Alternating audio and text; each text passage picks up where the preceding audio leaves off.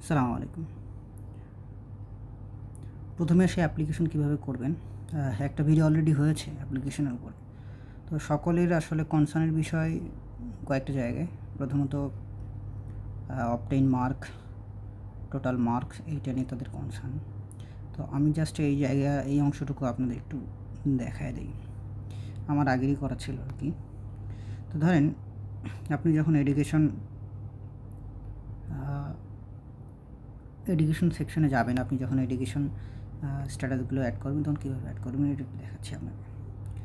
প্রথমত আসি যে আপনার লাস্ট কোয়ালিটি এডুকেশন যেটা ছিল আপনি দেবেন হচ্ছে এইচএসসি, তারপর স্টার্ট ডেট, তারপর হচ্ছে এন্ড ডেট দিয়ে দিলেন। তারপরে আপনার নেক্সট স্টেপে যাবেন। তো নেক্সটে গেলে আপনার এডুকেশন যে ইনস্টিটিউশন ছিল ওইটার কিছু স্টোরি চাইবে আর কি, কোথায় ছিল হ্যান এগুলো আপনি দিয়ে দেবেন। এরপরে দেওয়ার পরে আবার নেক্সট ক্লিক করবেন। ক্লিক করার পরে আপনার রেজিস্ট্রেশন নাম্বার, রোল নাম্বার আসবে, তো দিয়ে দেবেন যেটা চাচ্ছে আর দিয়ে দিলেন। আবার নেক্সটে ক্লিক করলেন। ক্লিক করার পরে এবার আসেন টোটাল মার্কস আর আপনার অবটেইন মার্কস। এখানে আসলে যেহেতু অনেকেরই মার্ক মনে নেই, অনেকেই বলছেন যে আমার টোটাল মার্ক কত ছিল আমার জানা নেই। আপনি এক কাজ করবেন, টোটাল মার্কসের জায়গায় 5 দেবেন, অর্থাৎ এটা দ্বারা বোঝাচ্ছে জিপিএ 5। আর আপনি কত পেয়েছেন, জিপিএ 5 পেয়েছেন, 5 দিয়ে দেবেন অবটেইন মার্কে। তাহলে দেখবেন আপনার অটোমেটিক্যালি কী শো করবে, অটোমেটিক্যালি এই রেজাল্ট আপনার শো করবে। অর্থাৎ আপনি কত সালে এইচএসসি পাস করেছেন, আমার যেমনটা শো করছে গ্রেড জিপিএ মার্কস 5.00 দেওয়ার দরকার নেই। তারা জানে, পাকিস্তানিরা জানে বাংলাদেশের এডুকেশন সিস্টেমে জিপি 5টাই মুখ্য বিষয়। এখন যদি কারো এখানে 5 না বসে তাহলে তো আসলে এটা আপনার হতে পারে একটা টেকনিক্যাল সমস্যা হতে পারে। আপনি পিসিতে একবার অন করেন কিংবা ওপেন ইন ক্রোমে করেন, ফোনে ঝামেলা করেন এক সময়।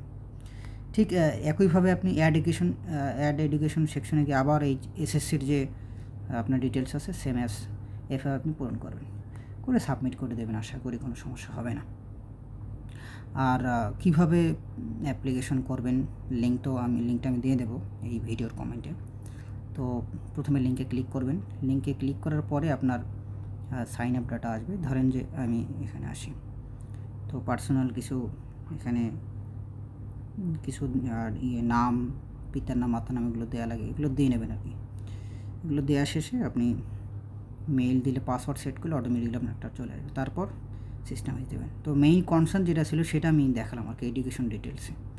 এরপর এমপ্লয়মেন্ট ডিটেলস, এটা আপনি যদি থাকে দেবেন, না থাকলে না, এটা নিয়ে এত প্যারা খাওয়ার দরকার নেই।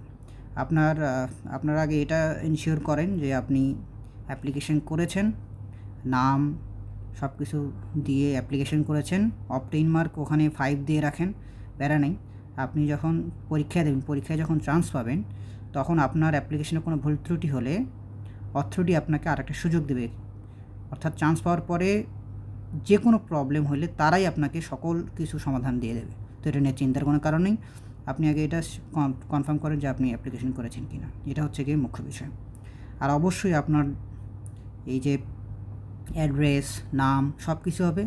যদি এনআইডি দিয়ে করেন অ্যাকর্ডিং টু ইউর এনআইডি, আর পাসপোর্ট দিয়ে করলে অ্যাকর্ডিং টু ইউর পাসপোর্ট। কোনো ভুল ভ্রান্তি করা যাবে না, কারণ এগুলো অনেক সেন্সিটিভ ইস্যু। ঠিক আছে, আসসালামু আলাইকুম।